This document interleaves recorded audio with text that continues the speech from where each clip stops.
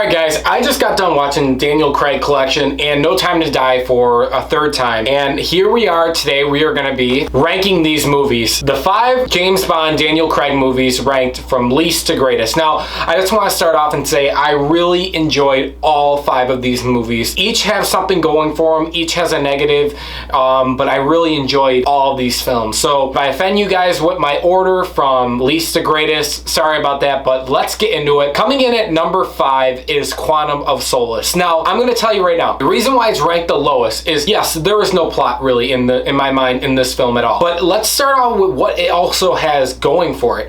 This film's got a lot of action, lots of fight sequences, lots of set pieces, which is fun to watch, to be honest. I'm going to be honest with you guys. I'll tell you the truth, I didn't know what the fuck was going on with the plot. I really didn't. I really couldn't understand it nor follow it. But I will say the amount of action, gunplay, and fight sequences in this film is worth it to watch. And it kept me in check, and I actually didn't get bored watching it whatsoever. But that's why it is number 5, but I'm gonna say right now I did enjoy it. Daniel Craig in it was really good. I forgot the actress that is his romance in the film, but she was really good as well in the film. But yeah, no plot, not really, a very, very generic villain, but you're watching it for having fun, action, and set pieces, basically. That's what you're watching Quantum of Solace for. Coming in at number 4 is Spectre. I really enjoyed Spectre, directed by Sam Mendes, who also directed Skyfall as well. But I really loved Christoph Waltz as Elfield in the film. He is my favorite villain of the Bond, of the Daniel Craig Bond series. I'm gonna be honest, he is my favorite villain. And while I think that he is the best villain, there is really good action, there's good set pieces again in this, awesome fight sequences. For me personally, I really love Bond's romance the most out of this film, being Madeline.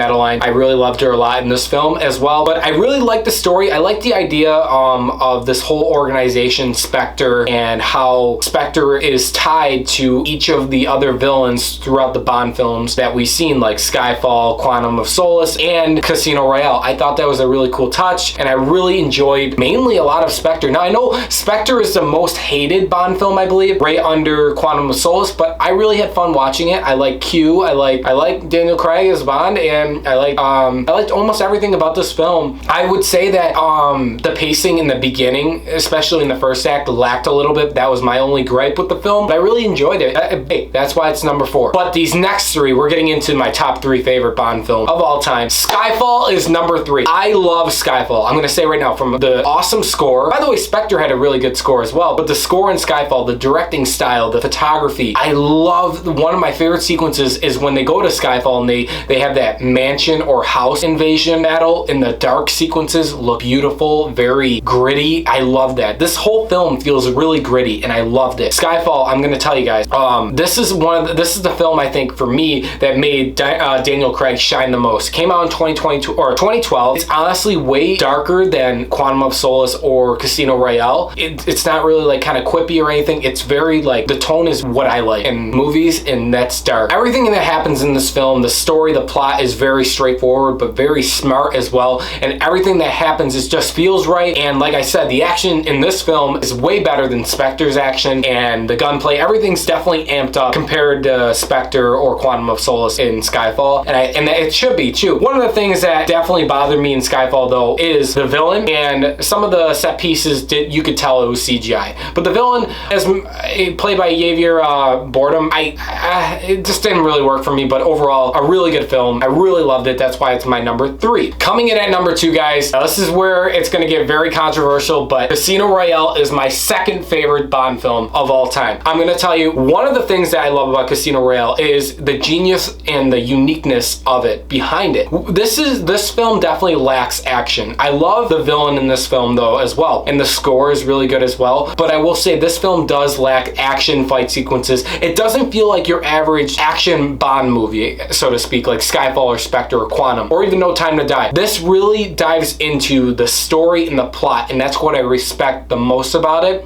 And also, you really get to see the skill set and uniqueness, the brains behind Daniel Craig's James Bond. You really start to resonate and like Daniel Craig's James Bond in this film, and that's why I really like this film a lot. This film, I forgot who it is, but he played in Doctor Strange, but he is definitely my second favorite Bond villain of all time in the Daniel Craig series. I never really watched the Sean Connery ones or the Pierce Brosnan ones. I never really got into one, but watching the Daniel Craig Bonds really got me to like James Bond, basically. But I will say that this film does lack action, but it basically counters it with a really incredible storytelling, and that's what I love a lot about this film, and that's why it's number 2. Coming in, guys, at number 1 is No Time to Die. Let me just get this first right out there. My only negative with this film is Rami Malek. He is the worst villain out of the Bond series. I'll tell you that right now for Daniel Craig's era. He is the worst villain. I never really liked Daniel Craig as not Daniel Craig, Rami Malek as an actor anyways, but he was just really, I guess you would say, even underutilized in this film.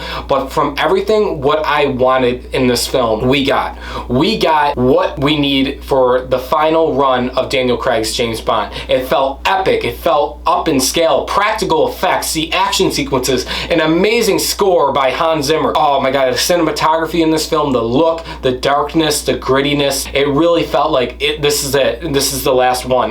Like I said though, Rami Malek's villain compared to Christoph Waltz or the villain in Casino Royale, he's just not worth it. He's not really a good villain, Rami Malek, at all in this film.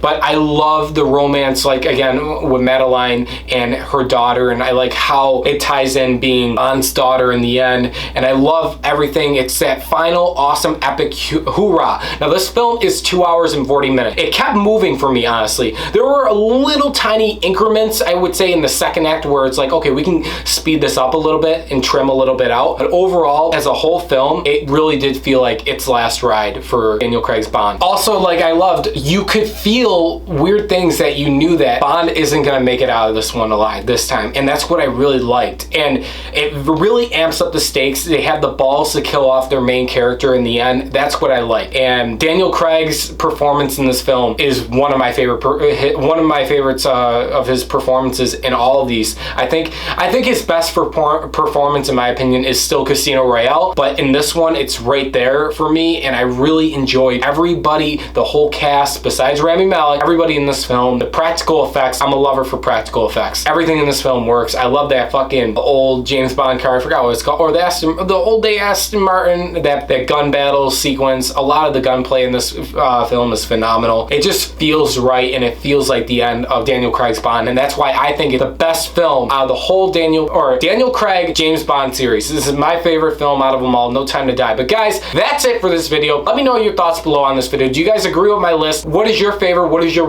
least favorite out of the Daniel Craig James Bond franchise? 5 movies, guys. Thanks for watching. Please subscribe for more, and I'll see you guys real soon.